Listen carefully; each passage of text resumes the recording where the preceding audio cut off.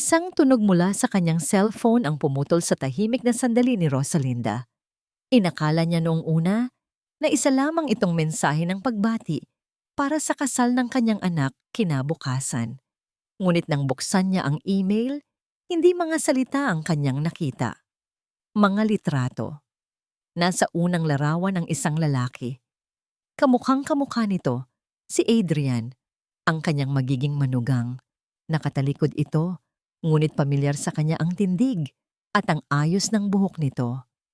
May kasama itong isang babaeng hindi niya kilala at tiyak na hindi ang kanyang anak na si Micaela. Magkayakap sila. Sa pangalawang larawan, mas malinaw na. Nakaharap na si Adrian at sa pagkakataong ito, wala nang duda. Siya nga iyon, ang matamis na ngiti na laging ibinibigay nito sa kanyang anak ay nakapaskil sa mukha nito, ngunit para sa ibang babae. Nakahawak ang babae sa kanyang batok. Ang mga daliri nito ay nakasiksik sa buhok ng lalaki. At sa pangatlo, ang pinakamasakit sa lahat. Isang halik. Magkalapat ang kanilang mga labi at nakapikit pa ang mga mata ni Adrian, tila ninanamnam ang bawat sandali. Nasa loob sila ng isang kwarto ng hotel. Malinaw na malinaw ang lahat. Nanlamig ang mga kamay ni Rosalinda. Bumilis ang kabog ng kanyang dibdib na tila gustong kumawala mula sa kanyang tadyang. Paulit-ulit niyang tinitigan ang mga larawan, umaasang nagkakamali lang ang kanyang mga mata na baka isa lamang itong masamang biro o gawa-gawa ng kung sino.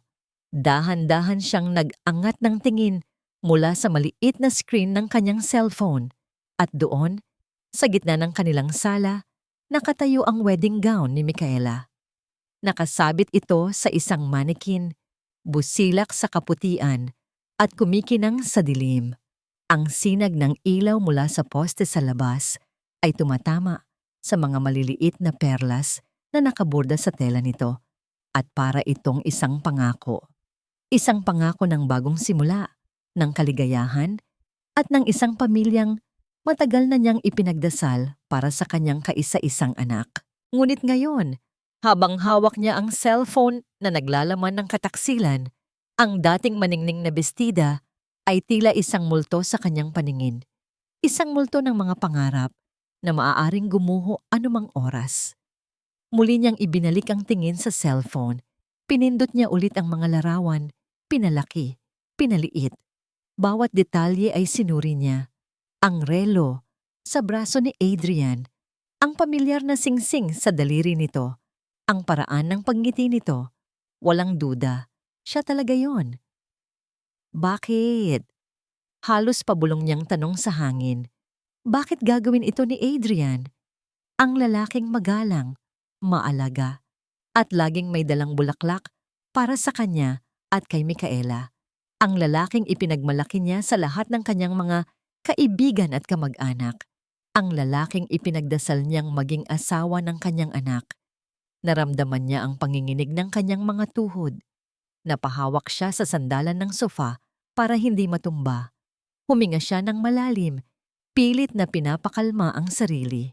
Ano ang gagawin niya? Sasabihin ba niya kay Micaela? Paano? Paano niya sasabihin sa anak niya? Ilang oras bago ang pinakahihintay nitong araw na ang lalaking pinakamamahal nito ay isang manloloko? Sisirain niya ang puso nito. Sisirain niya ang pangarap nito. Ang kaligayahang kanina lang ay abot kamay na nila ay biglang magiging abo. Pero kung hindi siya kikilos, kung mananahimik siya, hahayaan niyang magpakasal ang kanyang anak sa isang ahas. Hahayaan niyang pumasok si Micaela sa isang buhay na binuo sa kasinungalingan. Bilang isang ina, hindi niya iyon kayang isikmura. Napayuko si Rosalinda. Hinilot ang kanyang sentido. Ang bigat sa kanyang dibdib ay halos hindi na niya makayanan. Narinig niya ang marahang pagbukas ng pinto ng kwarto ni Micaela. Nay, gising pa po pala kayo. Mabilis na itinago ni Rosalinda ang cellphone sa kanyang likuran, sa ilalim ng isang unan sa sofa. Pilit siyang ngumiti, kahit pakiramdam niya ay Punit-punit na ang kanyang muka. Humarap siya sa anak. Hindi pa ako dinadalaw ng antok, anak. Hindi rin po ako makatulog sa excitement, sabi ni Michaela. Ang mga mata nito ay nagniningning sa kaligayahan. Nakasuot ito ng puting roba. Lumapit ito at niyakap siya mula sa likod. Ipinatong ang baba nito sa kanyang balikat. Bukas, may asawa na po ako. Nay. Bawat salita ni Michaela ay tila isang punyal na tumutusok sa puso ni Rosalinda. Niyakap niya ang mga braso ng anak na nakapulupot sa kanya. Oo, anak. Magiging isang magandang misis ka.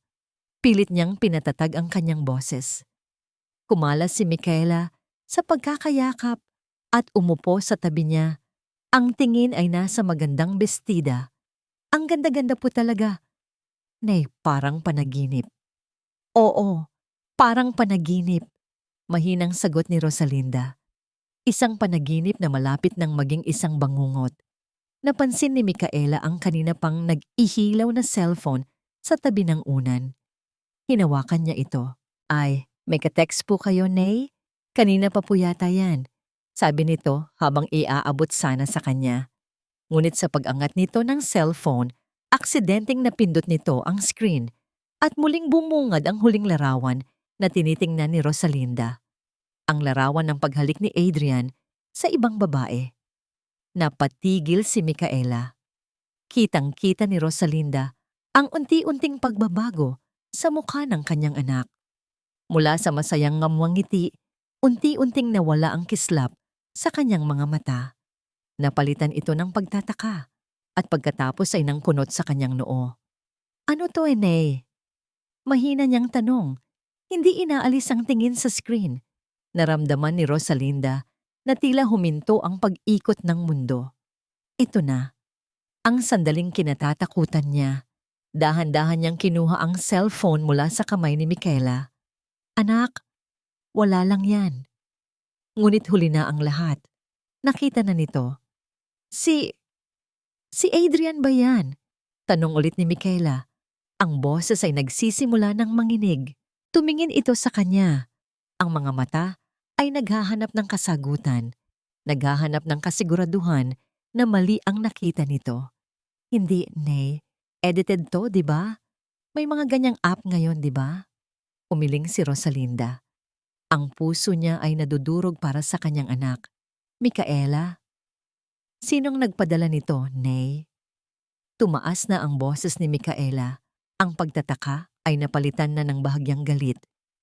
Sinong may ganang manira ng ganito? Sa bisperas pa talaga ng kasal ko? Hinawakan ni Rosalinda ang mga kamay ng anak. Malamig ang mga ito at nanginginig. Anak, huminahon ka. Paano ako hihinahon? Sigaw ni Michaela. Bumitaw sa pagkakahawak niya. Nakikita niyo ba to? Mali ito. Isang malaking kasinungalingan ito para sirain kami ni Adrian. Tumayo si Michaela at naglakad-lakad sa sala. Ang mga kamay ay nasa kanyang ulo. Tila hindi niya alam ang gagawin sa sarili. Kilala ko si Adrian. Nay, mahal na mahal ako noon. Hindi niya magagawa sa akin to. Never. Ang bawat salita ng pagtatanggol ni Michaela para kay Adrian ay lalong nagpapasikip sa dibdib ni Rosalinda. Paano niya ipapaintindi sa isang pusong bulag sa pag-ibig? Anak, tingnan mong mabuti ang mga litrato. Ayoko! Mabilis na sagot ni Michaela. Hindi ko kailangang tingnan yan dahil alam kong hindi yan totoo. Bakit niyo po ba pinaniniwalaan yan agad?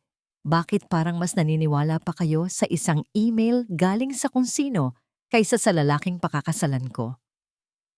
Ang akusasyon sa boses ni Michaela ay tumama kay Rosalinda. Hindi galit ang nararamdaman niya, kundi awa. Awa para sa anak na ayaw tanggapin ang masakit na katotohanan. Hindi sa ganoon, anak. Nag-aalala lang ako para sa'yo. Kung nag-aalala po kayo, dapat sinuportahan niyo ako. Huminto si Michaela sa paglalakad at matalim siyang tinitigan. Ang mga luha ay nagsisimula nang mamuo sa gilid ng kanyang mga mata. Dapat sinabi niyong kasinungalingan yan. Pero hindi. Nakita ko po sa mukha niyo kanina. Nay, naniwala kayo. Napayuko si Rosalinda. Wala siyang masabi. Hindi, sabi ni Micaela. Ang boses ay puno ng determinasyon. Kinuha niya ang sarili niyang cellphone mula sa bulsa ng kanyang roba. Kailangan malaman ni Adrian to. Kailangan niyang malaman na may sumisira sa atin. Nanlaki ang mga mata ni Rosalinda. Anak, wag. Gabi na. Kahit na. Giit ni Micaela habang nagtatype sa kanyang screen. Hindi ako papayag na matapos ang gabing ito na may ganitong dumi sa pangalan niya. Kakausapin ko si Adrian. Ngayon din. Dininial ni Micaela ang numero ni Adrian. Bawat tunog ng ring ay tila martilyong pumupukpok sa kaba ni Rosalinda. Tinitigan niya ang anak na ngayon naghihintay na sagutin ang tawag. Ang mukha ay pinaghalong galit, sakit, at isang desperadong pag-asa na mali ang lahat ng ito. At sa sandaling iyon, alam ni Rosalinda na ang susunod na mangyayari ay mas magiging masakit pa. Ang aktor ay malapit nang pumasok sa entablado para sa kanyang pinakamagaling na pagganap. Para kay Micaela, ang bawat pagring ng cellphone ni Adrian ay parang isang suntok sa kanyang sikmura. Ang bawat segundong lumilipas na hindi ito sumasagot ay nagpapabigat sa namumuong takot sa kanyang dibdib. Hindi. Hindi takot. Galit. Galit siya sa kung sino man ang gumawa nito. Galit siya sa timing. At higit sa lahat, galit siya sa maliit na bahagi ng kanyang sarili na nagsimulang mag-alinlangan. Sagutin mo, Adrian. Please, sagutin mo. Pabulong niyang sabi habang nakatayo sa gitna ng sala. Hindi alintana ang nananahimik niyang ina na nakaupo sa sofa. Sa wakas, sa ika-4 na ring, narinig niya ang boses nito. Isang boses na inaantok, ngunit puno ng pag-aalala. Love, bakit gising ka pa? May problema ba? Nang marinig niya ang boses ni Adrian, tila nabunutan siya ng tinik, huminga siya ng malalim. Adrian, may kailangan kang makita. Ano yun, love? Okay ka lang ba? Ang boses mo. Hindi ako okay. Diretsong sagot ni Micaela. Naramdaman niya ang panginginig ng sarili niyang boses. May nagpadala ng email kay mama. Mga litrato. Mga litrato mo na may kasamang ibang babae. Natahimik ang kabilang linya. Isang sandali ng katahimikan na tila napakatagal. Sapat na para muling kumalat ang lason ng pagdududa sa isip ni Micaela. Adrian, nariyan ka pa ba? Narinig niya ang malalim na paghinga nito. Ano? Anong litrato, love? Baka naman na mali lang kayo ng tingin. Baka kamukha ko lang. Hindi, Adrian. Ikaw yon. Malinaw na malinaw, sabi ni Micaela. Ang mga luha ay nagsimula nang bumagsak sa kanyang mga pisngi. Sino yung babae? Bakit mo siya kahalikan? Narinig niya ang kaluskos sa kabilang linya. Tila bumabangon ito mula sa kama. Love, listen to me. Wala akong ibang kahalikan. Ikaw lang. Baka naman gawa-gawa lang yan. Nasaan ka? Pupunta ako dyan. Huwag na, Adrian. Gabi na. Pero kailangan mo tong ipaliwanag. Umiiyak na, sabi ni Micaela. Pinagkakatiwalaan kita. Pero si Mama, nakita ko sa mga mata niya. Naniniwala siya. That's the problem, love. Hindi yan tungkol sa akin, tungkol yan sa atin. May gustong sumira sa atin bago pa man tayo ikasal. Papunta na ako. Don't worry. I'll fix this. Mahal na mahal kita. Sabi ni Adrian sa isang boses na puno ng sinseridad. Pagkababa ng tawag, napaupo si Micaela sa tabi ng kanyang ina. Ang galit niya kanina ay napalitan ng isang malalim na kalungkutan. Pupunta siya rito. Sabi niya kay Rosalinda, tila sinusumbatan ito.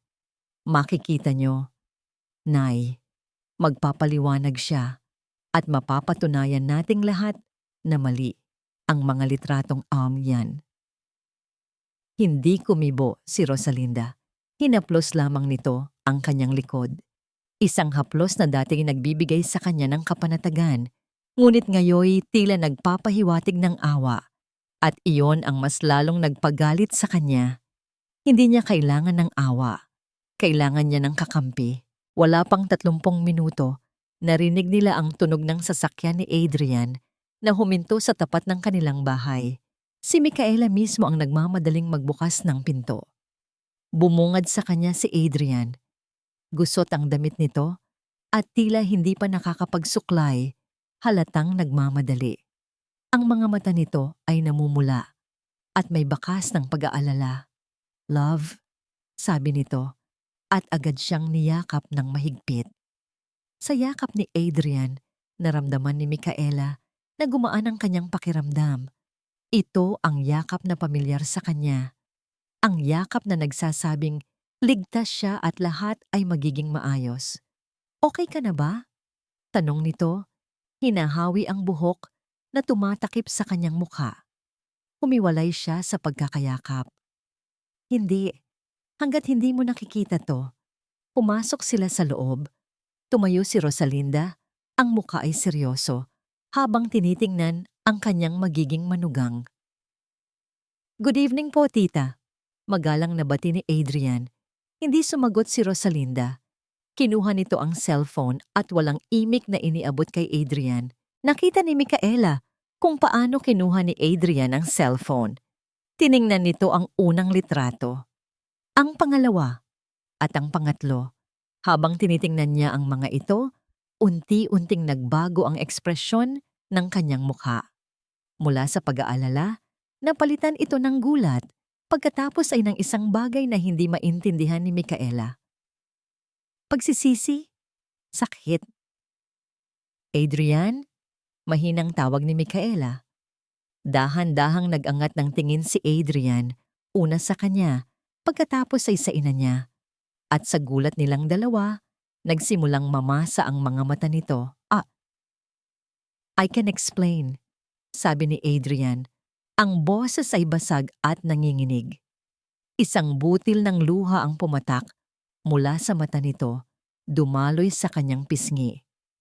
At isa pa, hanggang sa tuluyan na itong napayuko, ang mga balikat ay nagsimulang magkibit-kibit sa pagpipigil ng iyak. Napatakip ng bibig si Micaela.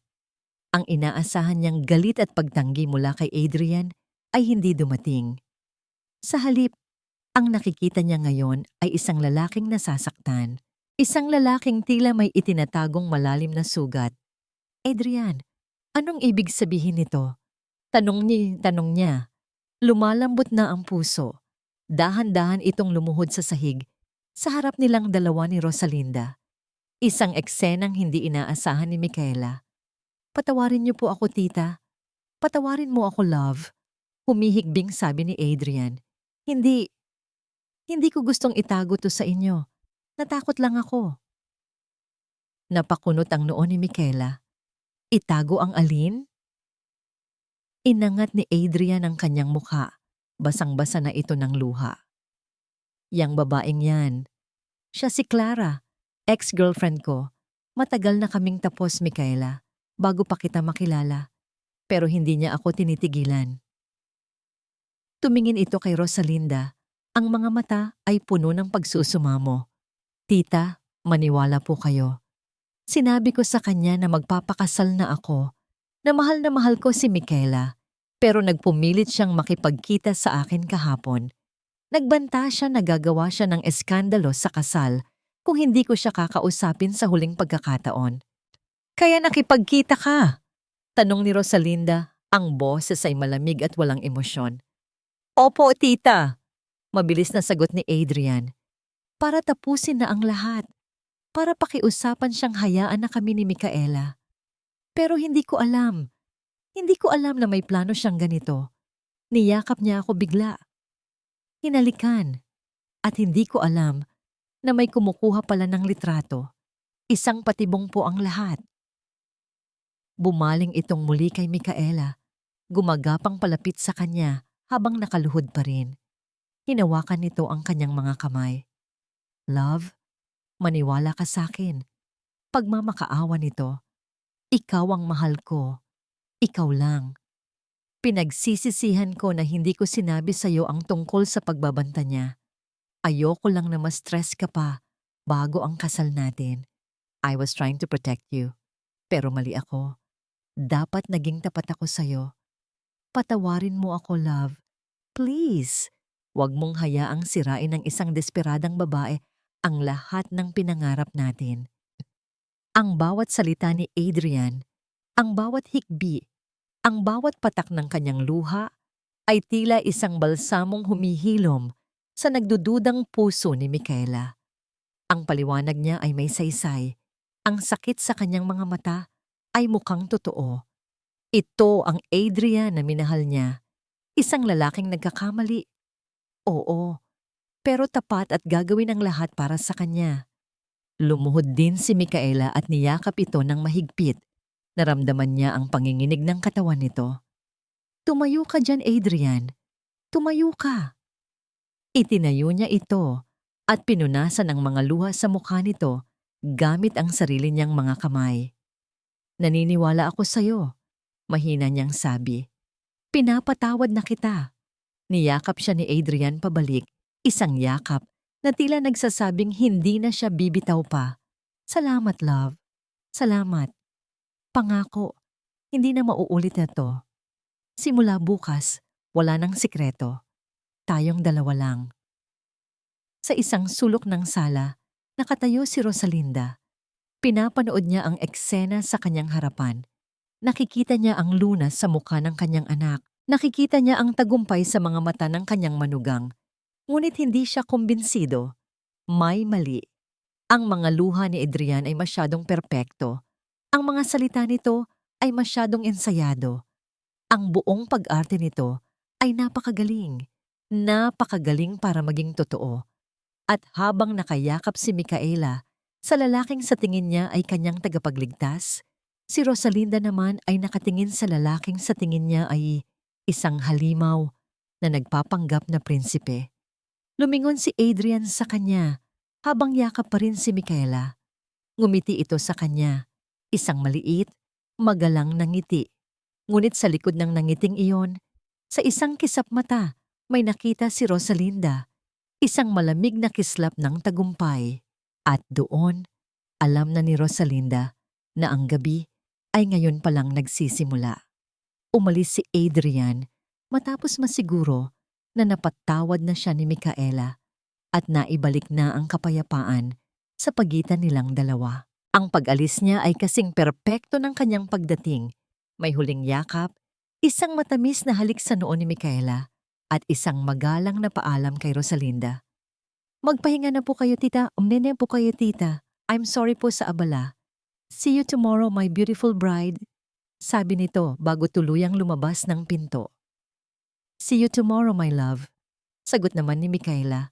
Ang nangiti ay abot tenga na. Nang magsara ang pinto, hinarap ni Micaela si Rosalinda. Wala na ang galit sa mga mata nito. Napalitan ito ng lambing at bahagyang pagsisisi. Nay, I'm sorry po kung nasigawan ko kayo kanina. Sabi nito. Lumapit at niyakap siya. Nadala lang po ako.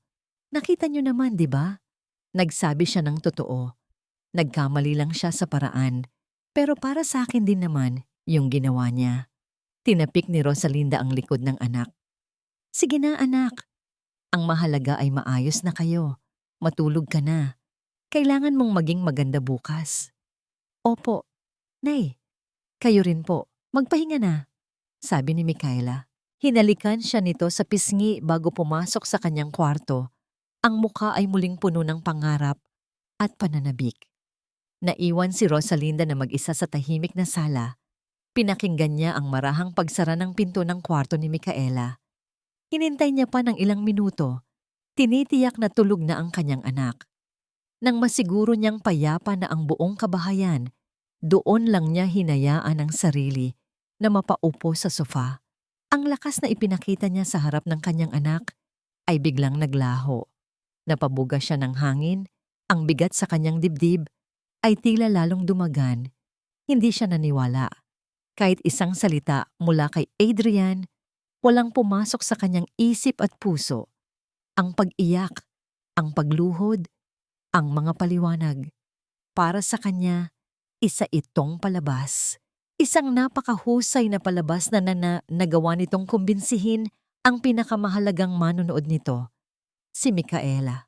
Paano naging bulag ang kanyang anak? Paano nito hindi nakita ang mga butas sa kwento?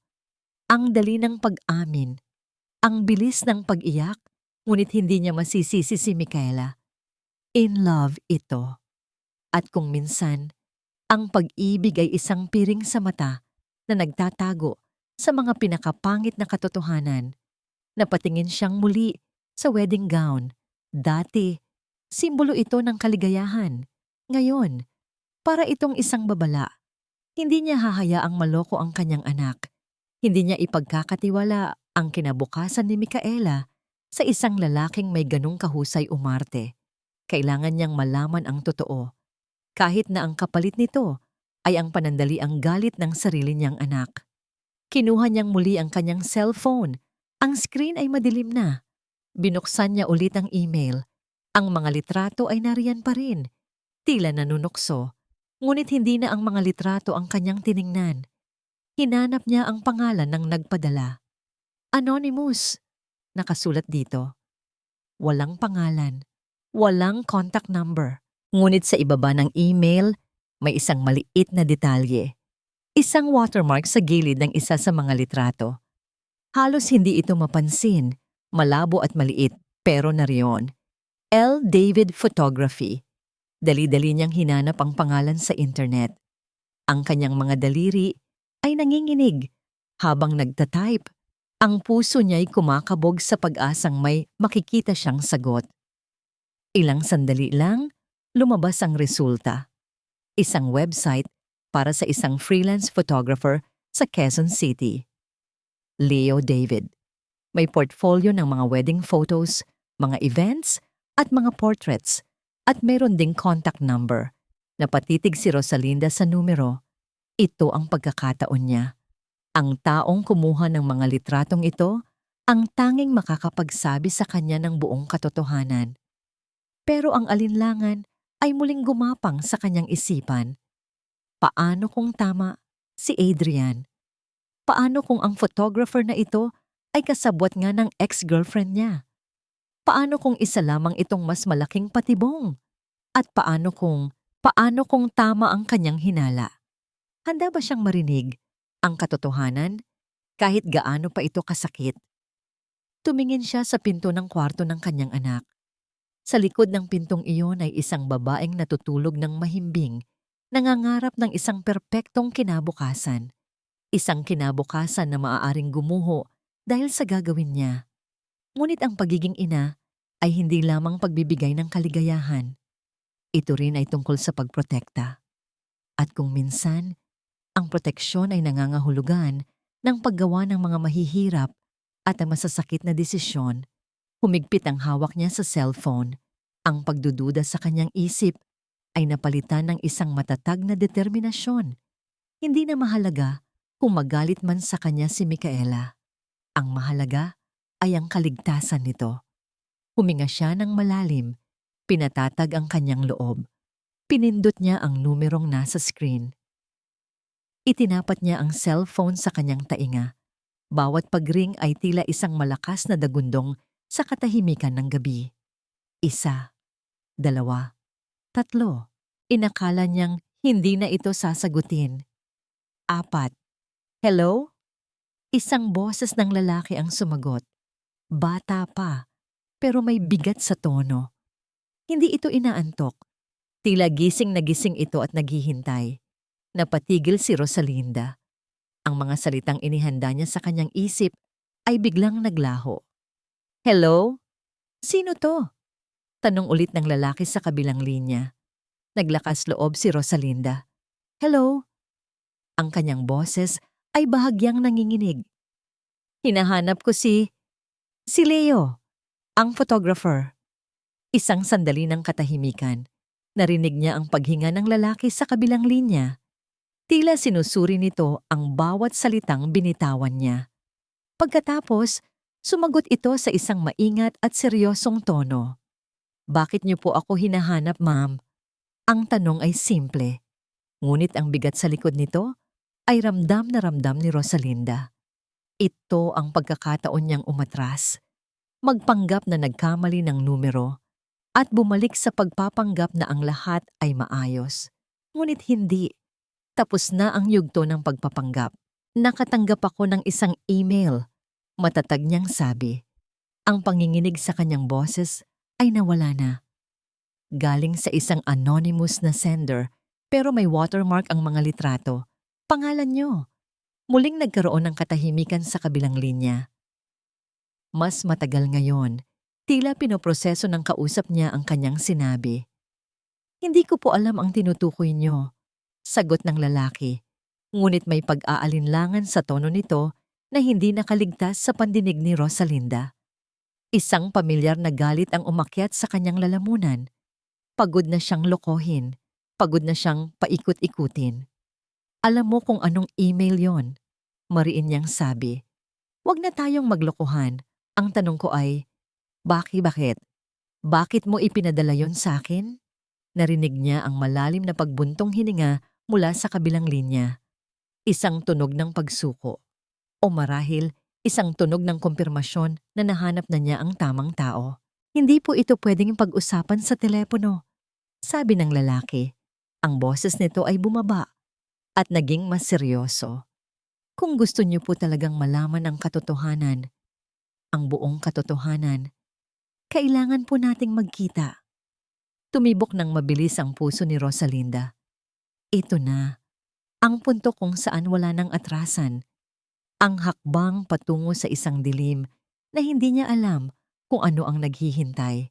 Ngunit para kay Micaela, gagawin niya ang lahat. Saan? Kailan? Mabilis niyang tanong. Bukas ng umaga. Sa Cafe de Tadhana, sa kanto ng Maginhawa. 8:00. Sagot ng lalaki. Magsuot po kayo ng kulay asul para makilala ko kayo. 8:00 ng umaga, sa mismong araw ng kasal. Ang plano ay mapangahas, halos imposible, ngunit alam ni Rosalinda na wala na siyang ibang pagpipilian. Darating ako, buong tapang niyang sagot. Mag-iingat po kayo, sabi ng lalaki. At bago pa man makasagot si Rosalinda, ibinaba na nito ang telepono. Naiwan si Rosalinda sa katahimikan, hawak-hawak pa rin ang cellphone na tila isang mainit na bakal. Nakatitig siya sa kawalan. Ang isip ay lumilipad. Sa loob lamang ng ilang oras, sinubok ang kanyang katatagan bilang isang ina.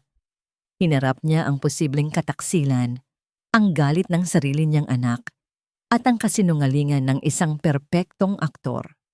At ngayon, sa pagsikat ng araw bukas, sa mismong araw na dapat sana'y pinakamasaya sa buhay ng kanyang anak, gagawin niya ang isang bagay na maaaring sumira sa lahat o magligtas sa kanila. Dahan-dahan siyang tumayo at lumapit sa bintana. Tumingin siya sa madilim na kalangitan. Ang unang hakbang ay nagawa na. Ang unang hakbang sa dilim. At sa kauna-unahang pagkakataon, mula nang matanggap niya ang email, naramdaman niya hindi lamang ang takot, kundi ang isang maliit na sinag ng pag-asa. 7:30 ng umaga.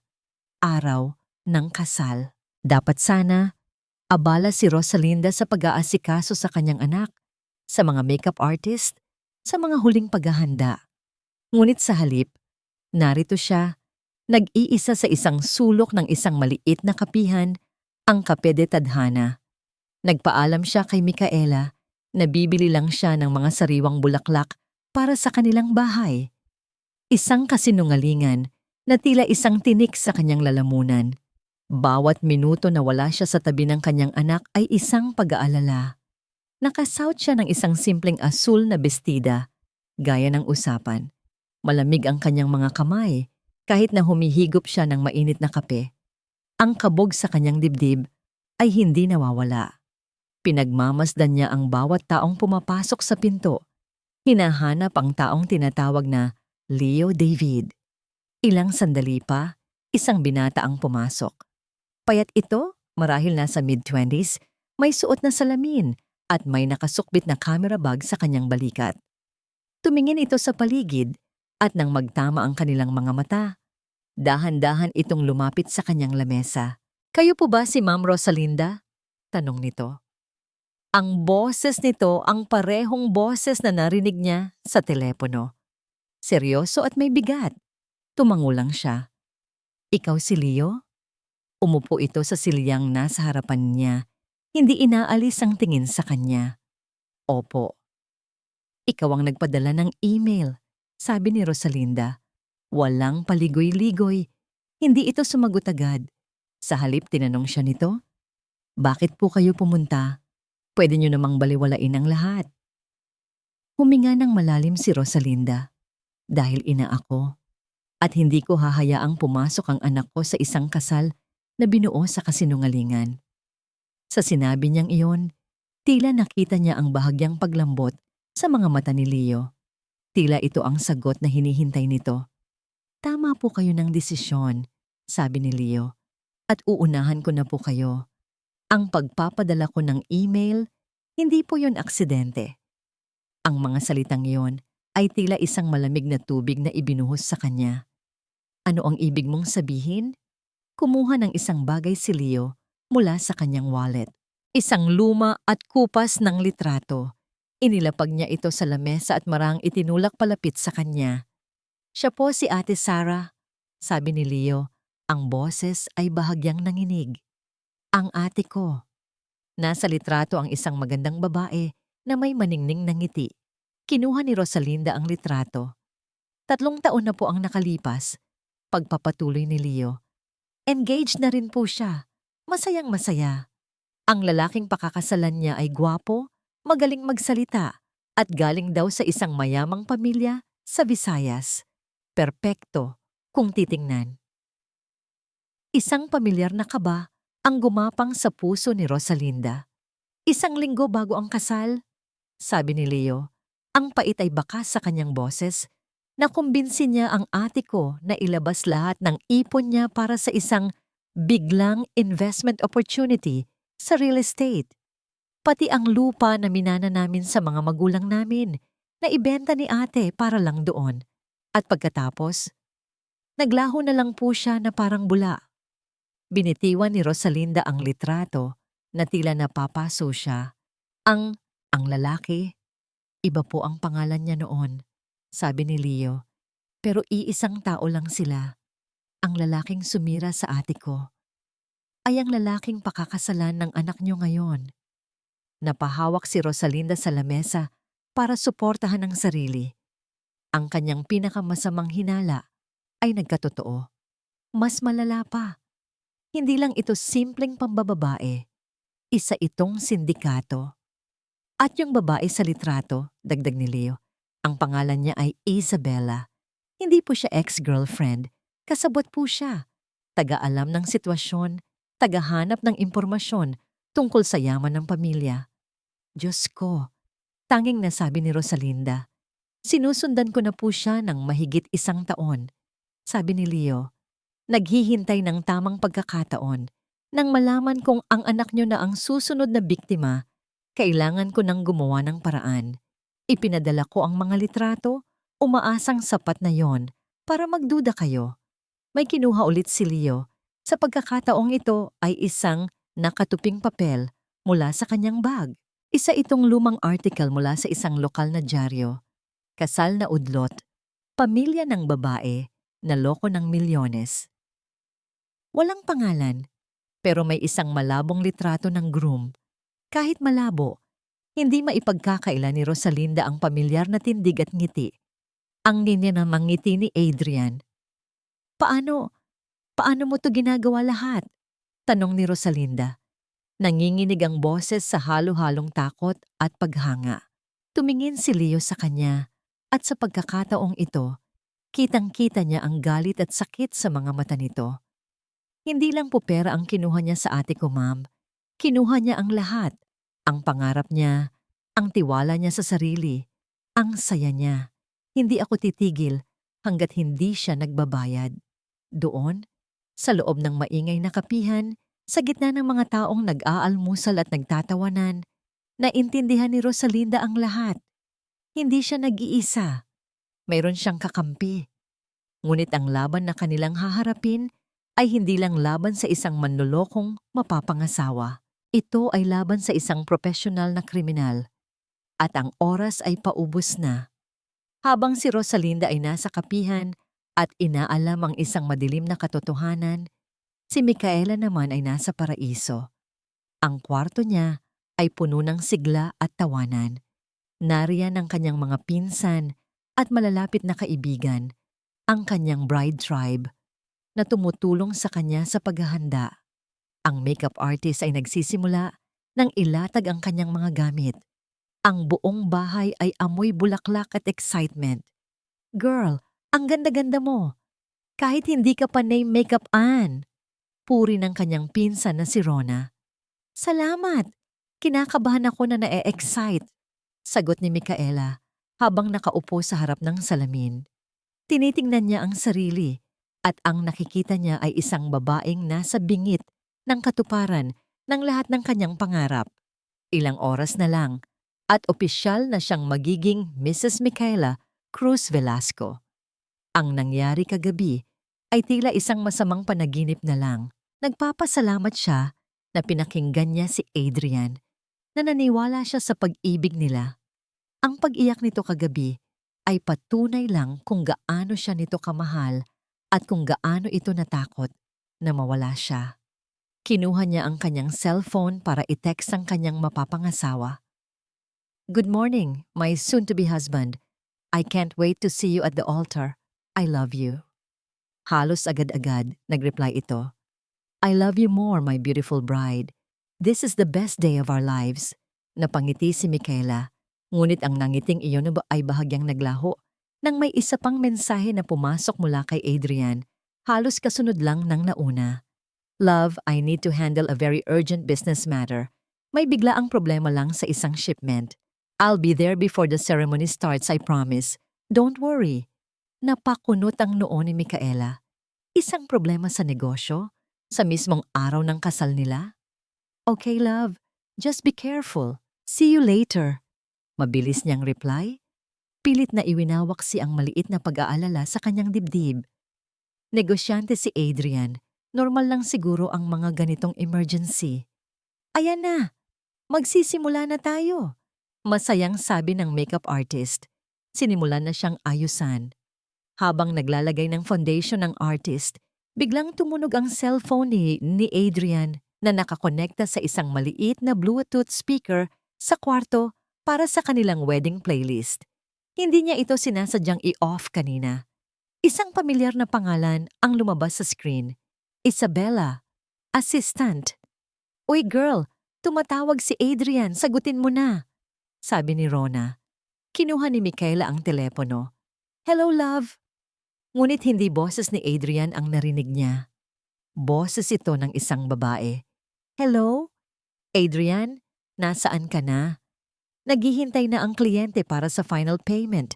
Kailangan na nating makuha yon bago ang deadline mamayang tanghali. Ang boses ay nagmamadali at puno ng pressure. Napatigil si Micaela. Isabella. Ito ba yung Isabella na kasama ni Adrian sa litrato? Ang ex na tinutukoy niya? Bakit assistant ang pangalan nito sa contact list niya? At bakit tungkol sa pera at deadline ang usapan nila? Hello, sino to? Tanong ng babae sa kabilang linya. Doon lang natauhan si Micaela. This is Micaela, his fiancé. Naiwan niya yung phone niya. Isang sandali ng katahimikan. Oh, Ma'am Micaela, pasensya na po. Ako po yung assistant ni Sir Adrian. May hinahabol lang po kaming malaking deal. Sige po, pasabi na lang po na tumawag ako. Salamat po. Mabilis na ibinaba ng babae ang tawag. Naiwan si Micaela na hawak ang telepono. Ang isip ay naguguluhan. Sinabi ni Adrian na ex niya si Isabella. Ngunit bakit ito nagtatrabaho bilang assistant niya? At bakit tila napaka-importante ng deadline nila ngayong araw? Okay ka lang, Mika? Tanong ni Rona. Napansin ang pagbabago sa kanyang mukha. Oo, oo naman. Pilit nang ngumiti si Micaela. Wrong number lang.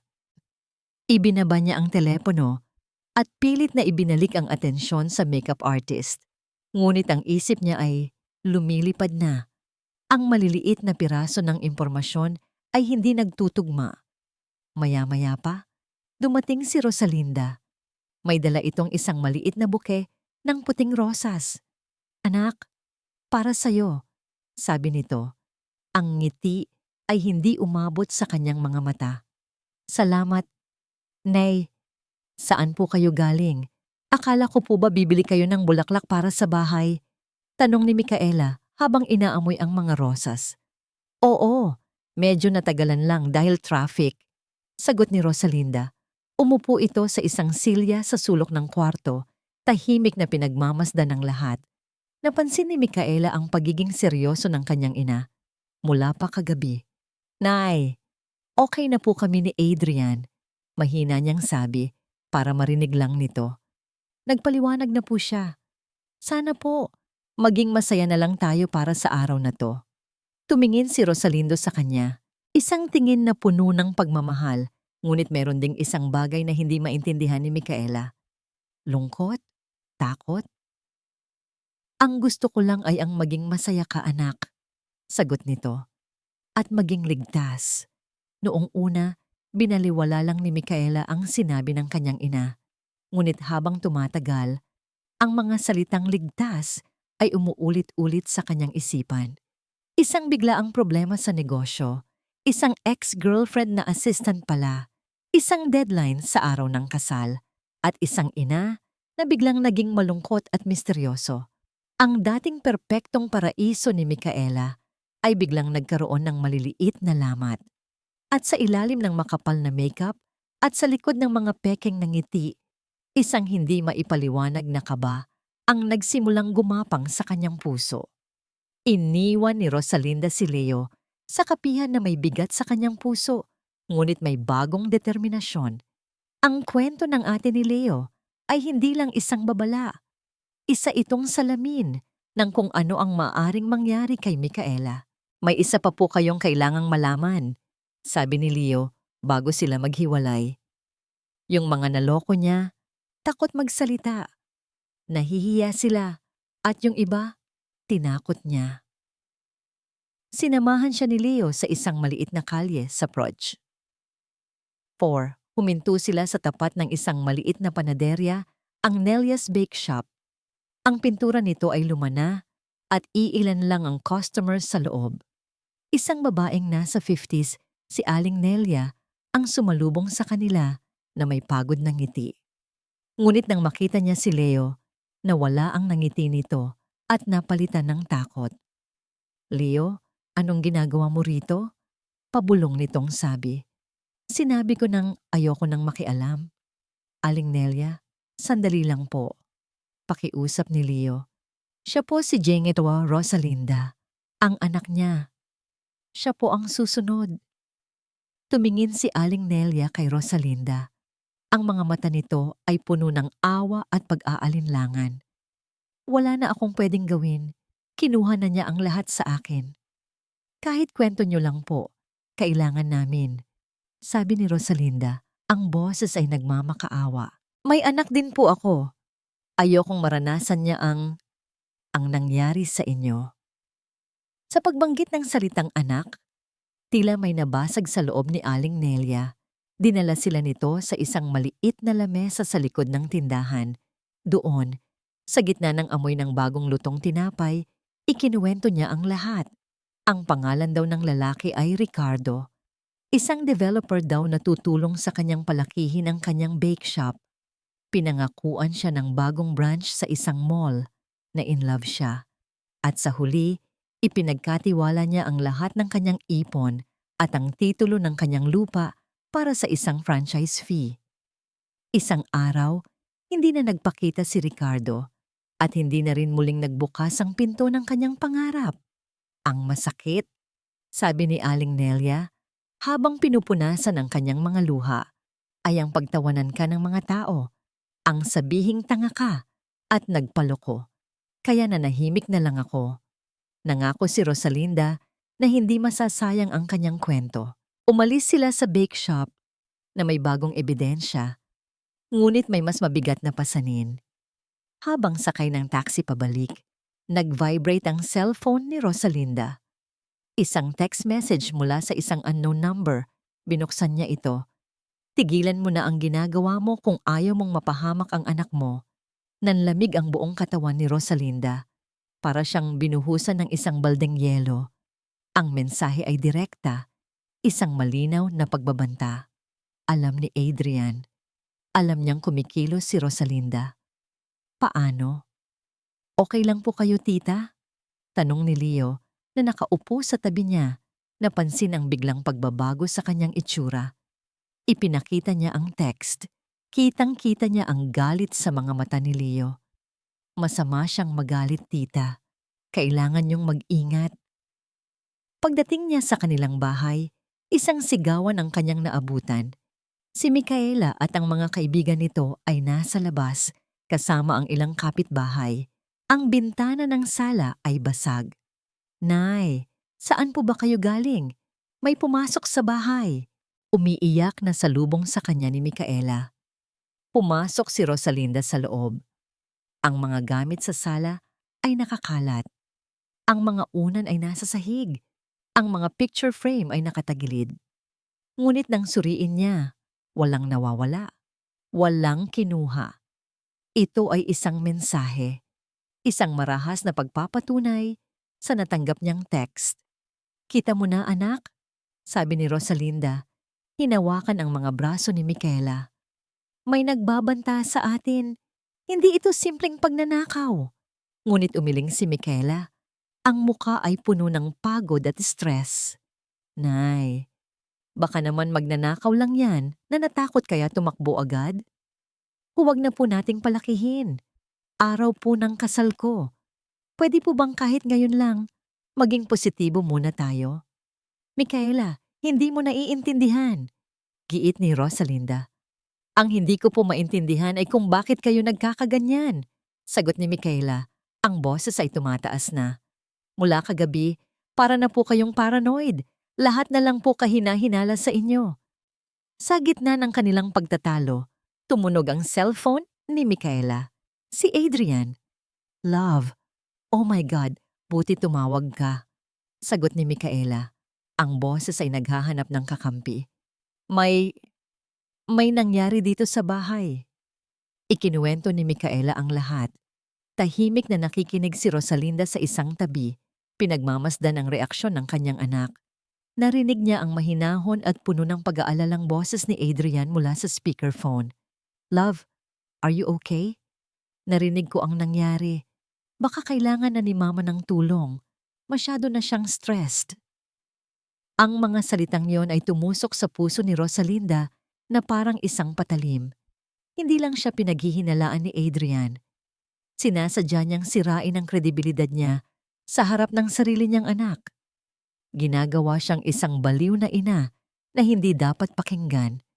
At sa pagtingin ni Micaela sa kanya, isang tingin na puno ng awa at pag-aalala para sa kanyang kalusugang pangkaisipan, alam ni Rosalinda na nananalo ang kalaban. Para kay Micaela, ang araw ng kanyang kasal ay unti-unting nagiging isang bangungot. Ang basag na bintana, ang takot, at higit sa lahat, ang kakaibang kilos ng kanyang ina. Ang sinabi ni Adrian sa telepono ay tumatak sa kanyang isip. Baka kailangan na ni Mama ng tulong. Masyado na siyang stressed. Oo, stress. Siguro nga. Ang pag-aasawa ng kaisa-isang anak ay siguradong nakaka-stress para sa isang biyudang ina. Siguro ang takot niyang maagaw si Micaela ay nagiging paranoia na. Nagsimula siyang makaramdam ng awa para sa ina, kasabay ng bahagyang inis. Bumalik sila sa loob ng bahay para tapusin ang kanyang pag-aayos. Tahimik lang si Rosalinda, nakaupo sa isang tabi. Ang katahimikan nito ay mas nakakabingi kaysa sa sigaw. Micaela, mahinang sabi ng ina, makinig ka sa akin anak, huwag mong ituloy ang kasal. Napatigil ang makeup artist. Nilingon siya ng kanyang mga kaibigan. Nay, please. Pakiusap ni Micaela. Hiyang-hiya sa eksena. Wag po dito.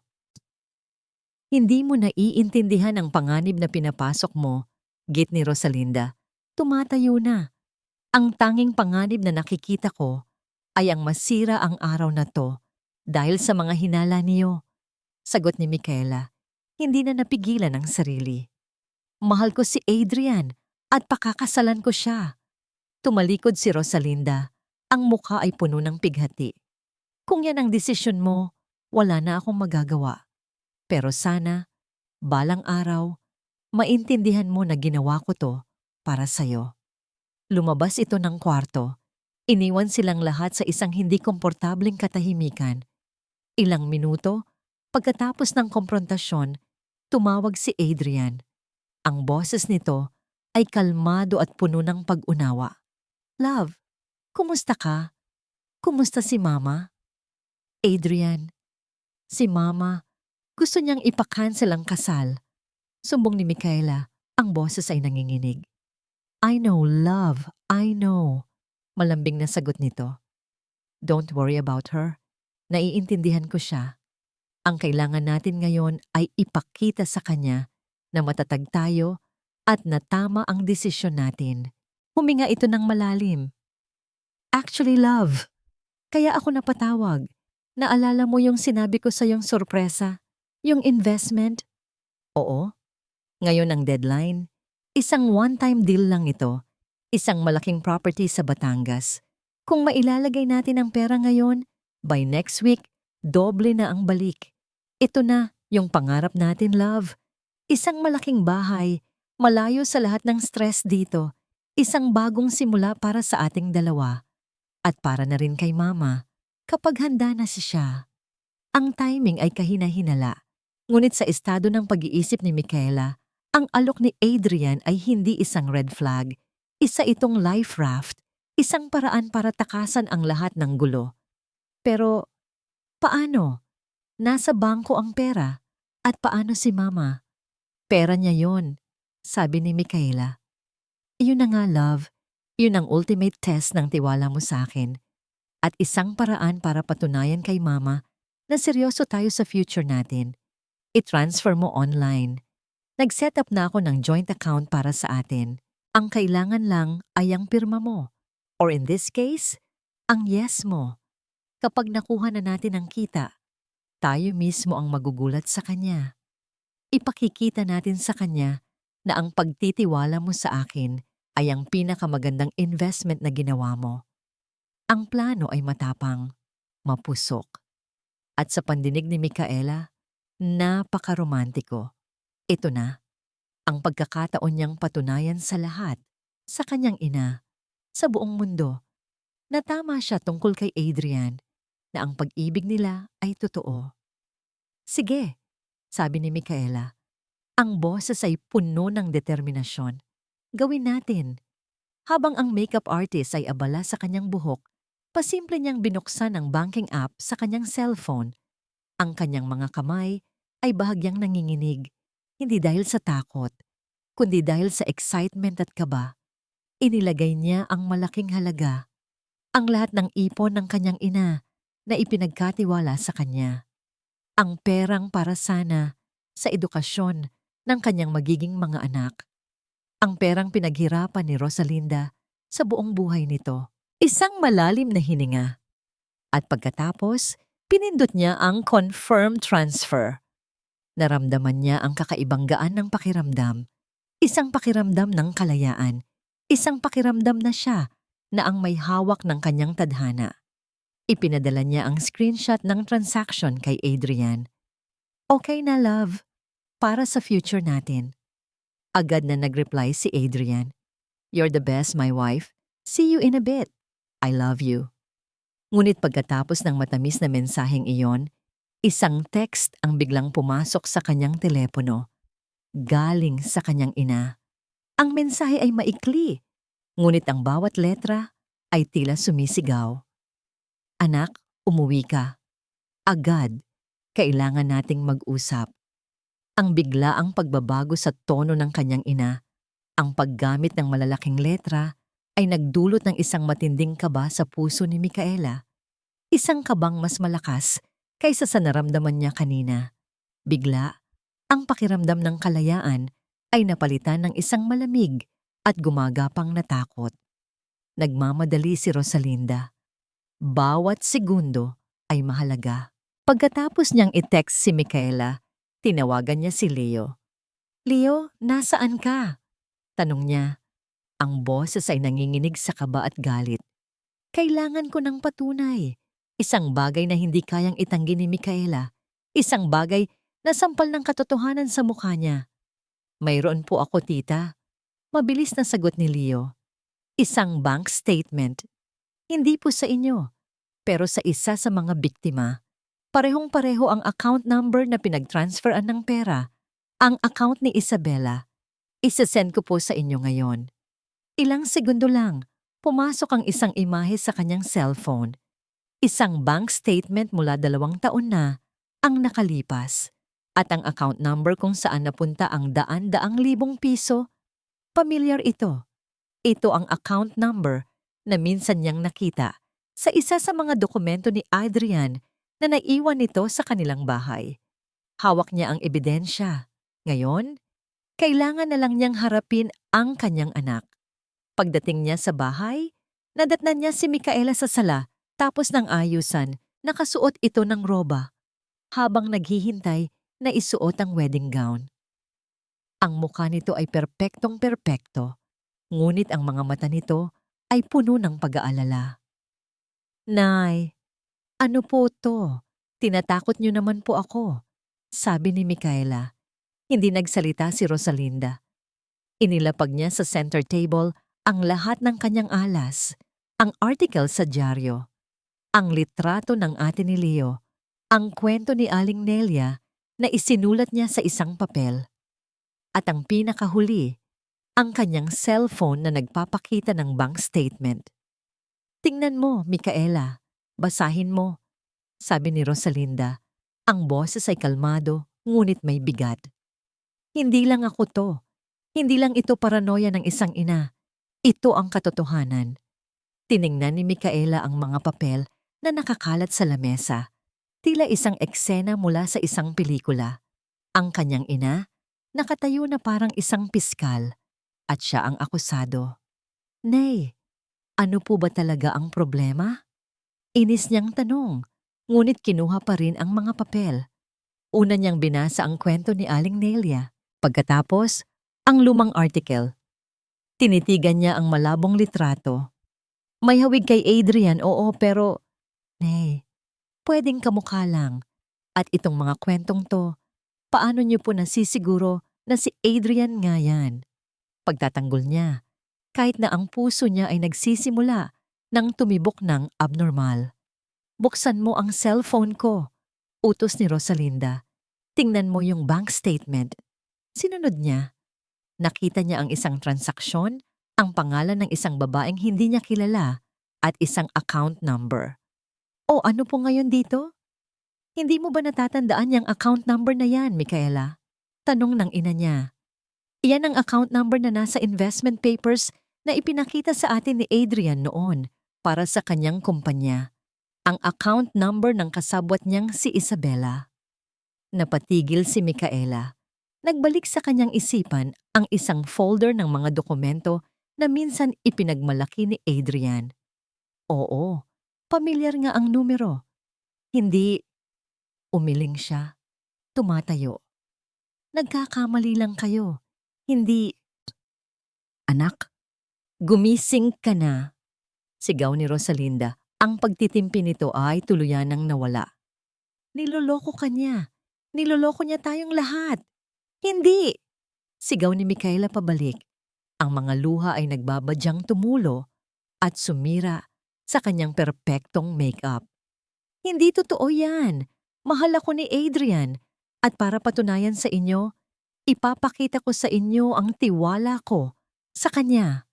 Sa isang desperadong kilos, para patunayan na mali ang kanyang ina at tama siya, kinuha niya ang kanyang cellphone. Tingnan nyo.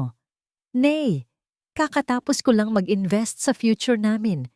Ang lahat ng pera natin, inilagay ko sa isang investment na magdodoble ang halaga. Si Adrian mismo ang nagsabi. Buong pagmamalaki niyang binuksan ang kanyang banking app, handang ipakita sa ina ang transaction receipt. Ngunit hindi iyon ang bumungad sa kanya. Ang bumungad sa kanya ay ang kanyang account summary. Ang account kung saan nakalagay ang lahat ng ipon ng kanyang ina. Available balance, PHP 0.0. Napatitig siya sa screen, paulit-ulit niyang binasa. 0. Ang pera ay wala na. Pero hindi lang iyon. Sinubukan niyang tingnan ang detalye ng joint account na sinabi ni Adrian. Account not found. Biglang nanlamig ang kanyang mga kamay. Nanuyo ang kanyang lalamunan. Ang buong paligid ay tila umikot. Hindi pwede, pabulong niyang sabi. Kinuha niya ang cellphone at nanginginig na dinial ang numero ni Adrian. Ring, ring, ring. Sagutin mo. Adrian, sagutin mo. Pagmamakaawa niya. Ring, ring. The number you have dialed is currently unavailable. Please try your call later. Parang isang bombang sumabog ang mga salitang yon sa kanyang tainga. Sinubukan niyang muli. At muli, at muli. Pareho lang ang sagot. Unavailable. Hindi makontak. Naglaho. Ang lahat ng lakas sa kanyang katawan ay biglang nawala. Nabitawan niya ang kanyang cellphone, lumikha ito ng malakas na kalabog sa sahig. Ang kanyang mga tuhod ay nanghina. Napaluhod siya sa sahig, sa harap ng kanyang ina, sa harap ng lahat ng ebidensya ng kanyang katangahan. Ang wedding gown na naghihintay sa kwarto, ang mga bulaklak, ang simbahan, ang mga bisita, lahat ay naglaho sa kanyang isipan. Ang tanging natira ay ang nakakabiinging katotohanan. Niloko siya, ninakawan siya. Ang lalaking minahal niya, ang lalaking pinaglaban niya, ang lalaking pinagkatiwalaan niya ng lahat, ay isang multo. Humagulgol siya, isang malakas at masakit na hagulgol ng isang pusong pinira-piraso. Naramdaman niya ang mga braso ng kanyang ina na yumayakap sa kanya, ngunit huli na ang lahat. Ang pangarap niyang kasal ay naging isang libing. Ang libing ng kanyang mga pangarap, ng kanyang tiwala, at ng kanyang puso. Sa gitna ng kanilang pagluluksa, biglang tumunog ang cellphone sa ni Rosalinda. Nanginginig nitong kinuha. Si Leo. Tita, nasaan na kayo? Tanong ni Leo. Ang boses ay nagmamadali at puno ng tensyon. Nandito. Sa bahay. Hirap na sagot ni Rosalinda habang yakap-yakap ang humahagulgol na si Micaela. Nahanap ko na siya. At hindi lang siya mag-isa. Kasama niya si Isabela. Papunta na sila sa airport. Ang sumunod na mga oras ay malabo at magulo para kay Rosalinda. Ang una niyang ginawa ay tawagan ang wedding coordinator. Cancel everything! Ang pangalawa ay harapin ang mga kaibigan at kamag-anak ni Micaela na nagsisimula ng magdatingan. Hindi natuloy ang kasal. Walang paliwanag. Tanging isang pakiusap para sa kanilang pangunawa. Pagkatapos ay dumating ang mga pulis na tinawagan ni Leo. Gamit ang impormasyon mula kay Leo, ang flight number at ang litrato ng dalawa, nagawa nilang harangin si Adrian at Isabela sa immigration counter ng airport ilang minuto bago sila makasakay sa eroplano papuntang Hong Kong. Dinala sila sa presinto. Sumunod si Rosalinda habang si Micaela ay iniwan niya sa pangangalaga ng kanyang mga pinsan na tulala pa rin at hindi tumitigil sa pag-iyak. Sa presinto, hinarap ni Rosalinda ang pinakamasakit na bahagi ng lahat, ang katotohanan ng batas. Ma'am, nahuli na po natin sila, paliwanag ng isang investigador. Pero ang kaso po ninyo ay medyo komplikado. Dahil kusapong trinансfer ng anak niyo ang pera, maaaring sabihin ng abogado nila na isa itong investment na nalugi o isang personal na utang. Mahirap patunayan ang panloloko o estafa kung iisa lang po ang magrereklamo. Para itong isang suntok sa mukha ni Rosalinda. Matapos ang lahat, posible pa ring makalusot si Adrian. Posibleng makalaya at muling mambiktima. Bumagsak ang kanyang mga balikat. Napaupo siya sa isang bench sa labas ng presinto. Pakiramdam niya ay naubos na ang lahat ng kanyang lakas. Dito na ba nagtatapos ang lahat? Sa kawalan ng hustisya? Maya-maya, naramdaman niyang may tumabi sa kanya. Si Leo. Hindi pa po tayo tapos, tita. Sabi ni Leo. Ang boses ay matatag. Sabi niyo po, hindi lang kayo ang biktima. Marami sila. At kung magsasama-sama sila, hindi na ito magiging simpleng kaso. Magiging large-scale estafa. Organized crime. Isang bagong ideya. Isang bagong pag-asa. Pero, takot sila, Leo. Nahihiya. Sagot ni Rosalinda. Noong una po, oo. Sabi ni Leo.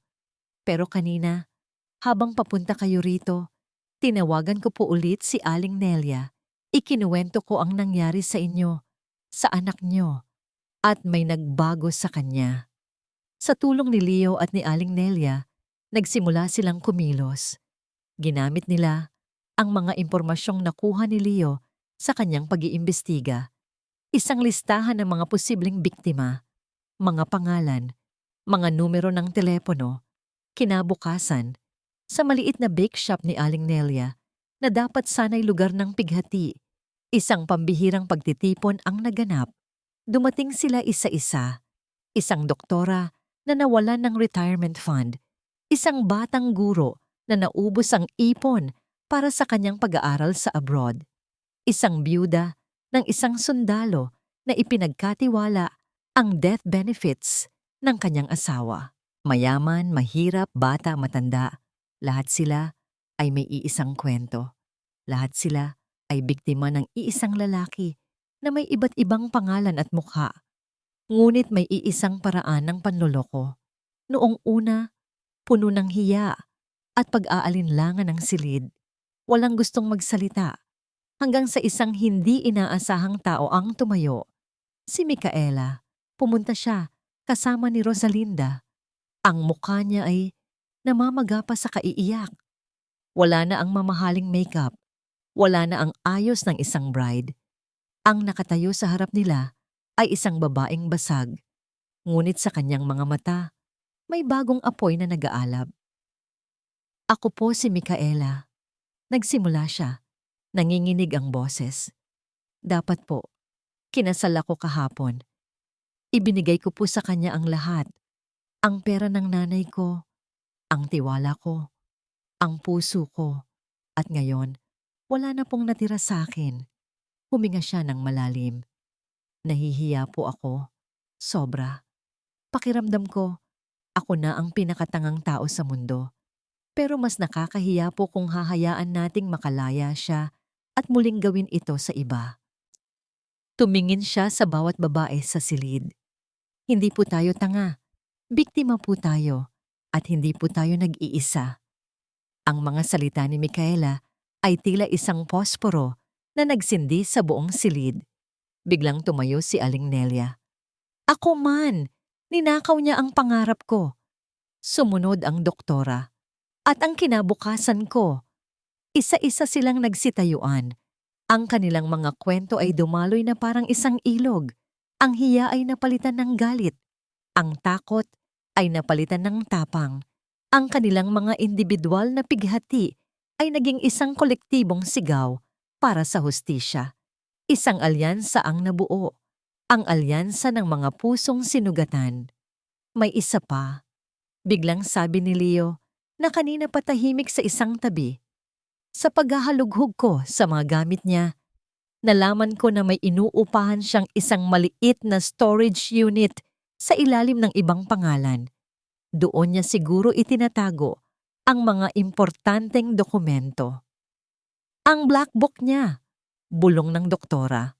Ikinuwento niya sa akin na may listahan daw siya ng lahat ng kanyang successful investments. Isang aklat na naglalaman ng lahat ng pangalan, lahat ng halaga, lahat ng kasalanan. Ang ebidensyang kailangan nila para masigurong hindi na siya makakatakas. Ang paghahanap para sa hustisya ay naging isang paghahanap para sa itim na aklat. Ang karera laban sa oras ay nagsimula na. Ang araw ng paglilitis ay dumating. Para kay Micaela, ang pakiramdam ay kakaiba. Halos 2 buwan na ang nakalipas mula sa araw na dapat sana ay kasal niya. Ngayon, sa halip na puting bestida, suot niya ay isang simpleng itim na blazer at slacks. Sa halip na maglakad sa aisle ng simbahan, papasok siya sa isang malamig na korte. At ang lalaking naghihintay sa kanya ay hindi isang mapagmahal na nobyo, kundi isang akusadong nakaposas. Umupo siya sa tabi ng kanyang ina. Hinawakan ni Rosalinda ang kanyang kamay ng mahigpit. Sa likod nila ay nakaupo ang iba pang mga babae, ang alyansa, si Aling Nelia, ang doktora, ang guro, at marami pang iba. Ang kanilang presensya ay nagbibigay ng kakaibang lakas. Hindi na sila mga biktima na nagtatago sa anino. Sila ay mga mandirigmang handa ng lumaban. Nagsimula ang paglilitis. Ipinasok si Adrian at Isabela. Ibang-iba na ang itsura ni Adrian. Wala na ang mamahaling damit at ang kumpiyansa sa sarili. Pumayat ito at ang kanyang mga mata ay mailap. Nang magtama ang kanilang paningin ni Micaela, mabilis itong umiwas. Ang abogado ni Adrian ay magaling. Iginigiit nito na ang lahat ay business deals gone wrong at lovers' quarrels.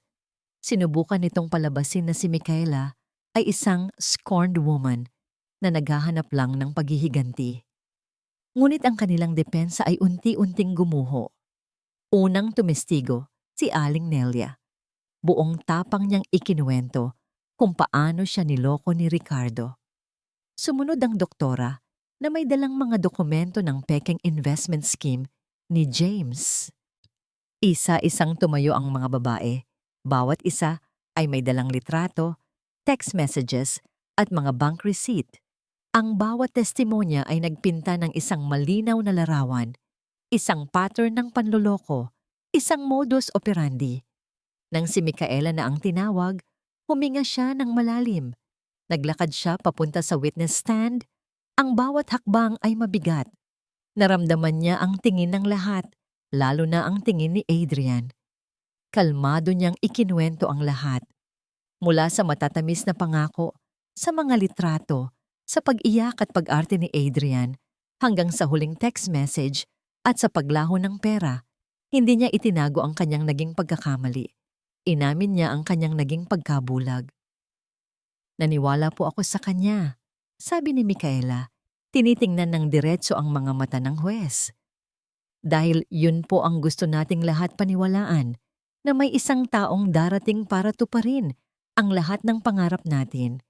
Ginamit niya po ang pangarap na yon laban sa akin, laban sa aming lahat.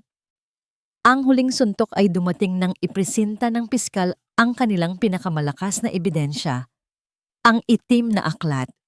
Nahanap ito ni Leo sa storage unit sa tulong ng isang search warrant.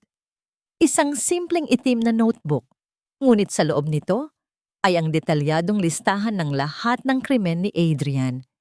Nakasulat ang mga pangalan ng biktima, ang mga alias na ginamit niya, ang mga petsa, at ang mga halaga ng perang kanyang nakuha na umaabot sa milyon-milyon. Sa pagbasa ng piskal sa mga nilalaman ng aklat, nakita ni Micaela ang huling patak ng kulay na nawala sa mukha ni Adrian. Wala ng pag-arte, wala ng kasinungalingan. Ang tanging natira ay ang hubad na katotohanan ng kanyang kasamaan. Tapos na ang laban. Matapos ang ilang linggo ng paglilitis, ang araw ng paghatol ay dumating. This court finds you, Adrian Velasco, and you, Isabela Reyes, guilty beyond reasonable doubt of the crime of syndicated estafa. Isang malakas na yes, sasu, at mga hikbi ng tagumpay ang umaling-awngaw sa korte. Niyakap ni Micaela ang kanyang ina. Niyakap nila ang isa't isa. Ang mga babaeng dati pinaghiwalay ng hiya ay ngayon ay nagkakaisa sa tagumpay. 6 na taon. Iyon ang paunang sentensya. May mga kaso pang isasampa ang ibang mga biktima. Mahaba-haba ang panahong ilalagi nila sa kulungan. Paglabas nila ng korte, sinalubong sila ng mga mamamahayag, ngunit hindi sila nagtago. Hinarap nila ang mga kamera. Sa pagkakataong ito, si Rosalinda ang nagsalita. Nagsimula po ito sa isang kasinungalingan, sabi niya. Pero nagtatapos po ito ngayon sa katotohanan. Para po sa lahat ng mga ina at sa lahat ng mga babae, huwag po kayong matakot magsalita. Ang boses po natin, kapag pinagsama-sama, ay mas malakas kaysa sa anumang panloloko. Habang nagsasalita ang kanyang ina, lumapit si Leo kay Micaela. Tapos na ang lahat, sabi ni Leo. Isang maliit na ngiti ang unang beses na nakita ni Micaela sa mga labi nito. Pwede ka nang magsimula ulit. Tumingin si Micaela kay Leo, ang lalaking naging susi sa lahat. Ang lalaking nagbukas ng pinto patungo sa masakit na katotohanan, pero siya ring nagbukas ng pinto patungo sa kalayaan. Salamat, Leo, sabi niya. Isang simpleng pasasalamat na may dalang malalim na kahulugan. Sa ilalim ng sikat ng araw, sa labas ng gusali ng hustisya, naramdaman ni Micaela ang tunay na kahulugan ng pagiging malaya. 6 na buwan ang lumipas, ang ingay ng korte at ang eskandalo ay unti-unti nang humupa. Ang mga pangalan ni na Adrian at Isabella ay naging isa na lamang masamang alaala, nakakulong sa likod ng mga rehas na bakal. Sa isang maliit at tahimik na kalye sa Marikina, isang bagong amoy ang humahalimuyak, ang amoy ng bagong lutong sinangag, ng mainit na kape at ng pag-asa. Isang maliit na karinderya ang nakatayo. Ang signboard nito ay simple lang, gawa sa kamay. Tahanan ni Rosa at Mika. Sa loob, abala si Rosalinda sa pagluluto, habang si Micaela naman ang nag-aasikaso sa mga customer. Ang pera na naibalik sa kanila mula sa korte ay hindi sapat para ibalik ang lahat, ngunit sapat ito para magsimula muli. At ito ang simula na pinili nila. Ang tawa ni Micaela ay madalas nang marinig sa loob ng kanilang munting tahanan. Iba na ang kanyang tawa ngayon. Hindi na ito ang tawa ng isang dalagang nangangarap ng prinsipe. Ito ang tawa ng isang babaeng natagpuan ng lakas sa kanyang sarili. Isang umaga, habang nagpupunas siya ng lamesa, isang customer ang nag-iwan ng numero sa resibo. Para sa magandang may-ari, nakasulat dito. Ngumiti lang si Micaela. Kinuha niya ang papel at walang pag-aalinlangang itinapon ito sa basurahan. Hindi pa siya handa. At kahit handa na siya, alam niyang hindi na siya magpapadala sa matatamis na salita. Ang pagmamahal na hahanapin niya si Hauna sa susunod ay dapat kasing totoo ng pagmamahal na natagpuan niya sa kanyang ina at sa kanyang sarili. Si Rosalinda naman, habang nagluluto, ay pasulyap-sulyap sa kanyang anak. Nakikita niya ang pagbabago, ang dating Micaela na umaasa sa iba para sa kanyang kaligayahan ay wala na. Ang Micaela ngayon ay matatag, may sariling desisyon at higit sa lahat, masaya. At para kay Rosalinda, iyon ang tunay na kahulugan ng isang magandang buhay para sa kanyang anak. Isang hapon, isang pamilyar na mukha ang pumasok sa kanilang karinderya. Si Leo. May dala itong isang maliit na luntiang halaman sa paso. Para daw swertihin, sabi nito, medyo nahihiya, habang iniaabot ang halaman kay Micaela. Salamat, Leo. Sagot ni Micaela. Ang nangiti sa kanyang mga labi ay totoo at hindi pilit. Sakto. Wala pa kaming halaman dito. Umupo ka. Ipagtitimpla kita ng kape. Naging regular na bisita si Leo. Minsan tutulong siya sa pag-aayos ng mga upuan. Minsan, magdadala siya ng mga kwento tungkol sa kanyang mga bagong photography gigs. Walang pilitan. Walang matatamis na salita. Tanging isang pagkakaibigan na dahan-dahang namumuo, isinilang mula sa isang madilim na kabanata ng kanilang buhay. Kung hahantong man ito sa higit pa, panahon na lang ang makakapagsabi. At para kay Micaela, okay lang yon. Isang araw, bago nila isara ang tindahan, magkatabing nakaupo ang mag-ina sa labas. Pinagmamasdan ang papalubog na araw. Hindi ito ang pinangarap kong buhay para sa'yo, anak. Mahinang sabi ni Rosalinda. Habang pinagmamasdan ang pagod, ngunit masayang mukha ni Micaela. Ang pangarap ko, yung malaking bahay, magandang kotse, yung hindi ka na magpapakahirap. Tumingin si Micaela sa kanyang ina. Hinawakan niya ang magaspang na nitong kamay, mga kamay na nagtrabaho ng husto para sa kanya. Pero ito po ang buhay na pinili natin, Nay, sagot ni Micaela. Isang ngiti ng kapayapaan ang nasa kanyang mga labi. Walang malaking bahay, pero may tahanan tayo. Walang magarang kotse, pero magkasama tayo. At hindi po ako nahihirapan. Huminga siya ng malalim, nilalasap ang hangin ng dapit hapon. Masaya po ako. Sa mga salitang yon, naramdaman ni Rosalinda ang pagtulo ng kanyang mga luha. Mga luha hindi ng pighati, kundi ng purong kaligayahan. Niyakap niya ang kanyang anak ng mahigpit. Magkayakap sila habang ang dilim ay unti-unting lumalamon sa araw. Ngunit hindi na sila takot sa dilim dahil alam nila na pagkatapos ng pinakamadilim na gabi, laging may bukang liwayway na darating. At para sa kanila, ang kanilang bagong umaga ay nagsimula na.